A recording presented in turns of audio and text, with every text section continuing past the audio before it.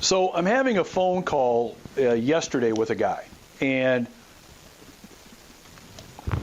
this is pretty much the same kind of call. I'm going to tell you about the call because it's very instructional. It's instructional for you, and it's instructional to keep in the back of your mind, especially now as I'm recording this, as you're looking to invest, especially in multifamily, number one, but really especially in any kind of what is now called syndications or partnerships. It's very, very important that you listen to this. So here's the phone call. The phone call is basically this. A guy calls me. He's got millions of dollars he needs to and wants to invest. Okay? He's looking for a place to invest it. Is familiar with me, knows about what we do here, knows about my track record, et cetera, and he's ready to go, pretty much. He's ready to go, ready to invest, and ready to get started. Okay, so I have that kind, and it's super abbreviated, I have that kind of phone call with somebody at least 2 to 3 times a week. And the dollar amounts change about how much they've got available, but pretty much that's what it is. And the reason why I tell you this, and the reason why I give you this brief story, is because this story links to me having left at least $1 million on the table, at least $1 million, over the last 12 to 14 months. And it's probably closer to $1.5 million if you want to stretch it into the last 18 months. Okay, I've literally left that money on the table as really a result of that kind of phone call. I know, I'm not making much sense right now, but follow me on this because it's very important, and it's very important for you to keep in the back of your mind as you continue to be your very best as a multifamily investor. So how in the hell am I leaving $1 million on the table, and why, or $1.5 million, and why am I whining? First of all, I'm not whining about it. I'm not complaining about it. That's not my point. My point is, it's a fact. I know I'm probably conservative on that number. And what I mean is, I could have gone out and found and overpaid and purchased more than 2 handfuls of properties over the last 18 months. I could have done it. So I could have found a property, paid whatever I needed to pay in order to, what's called in today's world, win the deal. So in order to win the deal, get it, buy it, outbid everybody else, be the successful bidder on this, I could have purchased easily 10 properties, okay?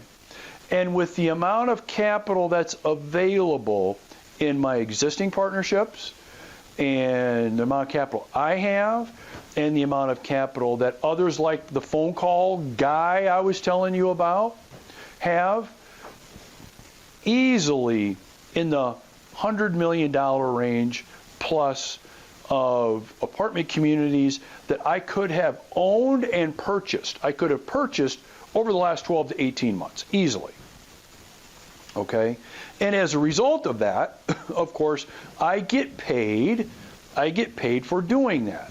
So there are fees that I charge for putting partnerships together, getting deals closed, doing all the due diligence, doing doing everything that I do. It's at least $1 million, $1.5 million that I've left on the table by not purchasing these properties. Okay, so the other way of looking at it is, with all of the capital that I've had available with investors like the gentleman I just mentioned, my current partners, other people, my own money, I could have literally overpaid for 10 properties over the last year and a half. And I could have put all of that money in my pocket and be doing pretty damn well right now, be feeling pretty good about myself from an income standpoint. Okay, from an income standpoint. Now, why in the hell didn't I do that? What's my problem? Am I stupid? What's the deal? Why wouldn't I do that? Because I am not the kind of person that wants to have a phone call with these people, with you, 2 years from now and say, you know what, that property that we paid a lot of money for, well, We're having some issues making our loan payment right now. Or we've got some capital improvements that have just kind of come up and we need to put more money in it. And oh, by the way, we're going to have to refinance it, and the property's actually gone down in value. Why? Because, well, interest rates are now 5-6%.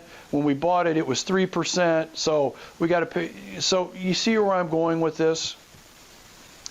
And the problem in the marketplace today, the overall marketplace today, is it's very easy to go out and buy large apartment communities now.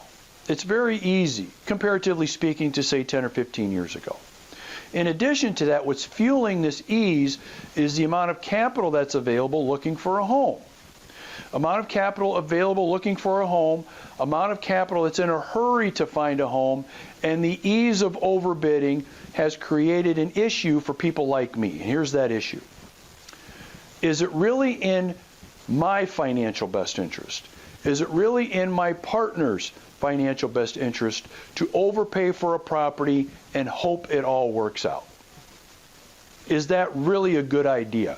It's a great frickin' idea over the next 2 or 3 months.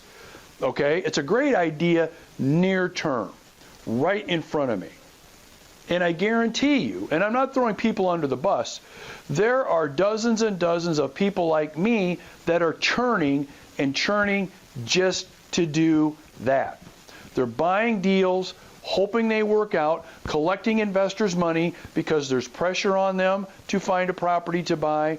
They're under the gun time-wise. It's easy to get capital. Because of that, they're buying and overpaying for properties, and they're basically at the end of the day thinking freaking short-term. They're just thinking short-term here.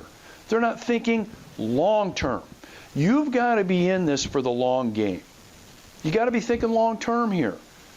And my version of long-term is not 30 years, but you got to be thinking long-term. So here's what I'm trying to tell you. I'm in this for the long game. I'm willing to leave the money on the table, man. Take the 7 figures that I could have put in my pocket easily over the last 18 months, man. Keep it, okay? Because that is short-term thinking. I'm in this to build a shit ton of wealth for me. I'm in it to build a shit ton of wealth for my partners, and that's not how you do it. You don't play that short-term game of buying and hoping versus using metrics that work and that are consistent with long-term vision.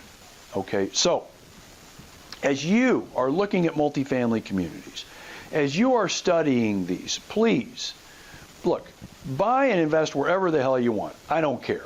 But just think about what I'm talking about here as you're looking at something. Is there real metrics involved? Is there real strategy? Does it make sense? Is it not so blue sky, planets got to align, everything's got to work out? You see what I mean? Make sure you think through that process before you talk to somebody on the phone 3 times, hand over to them $500,000 of regular IRA money because they think they've got a great 300-unit apartment community to buy. Then they buy it, and then 3-4 years down the road after the interest-only loan turns into a principal interest-only loan, and the vacancy is increased, the expenses have increased 35%, and now you're wondering, now what the hell do we do? Okay, sounded great 3 years ago. This is a great thing now. 3 years later, we got problems. Okay, the time you want to discuss those problems is now. So as you're reviewing these things, give this some thought. Please do yourself a favor. Do yourself a favor, and you'll be real happy. No matter what you do, man, you'll be real happy that you did that.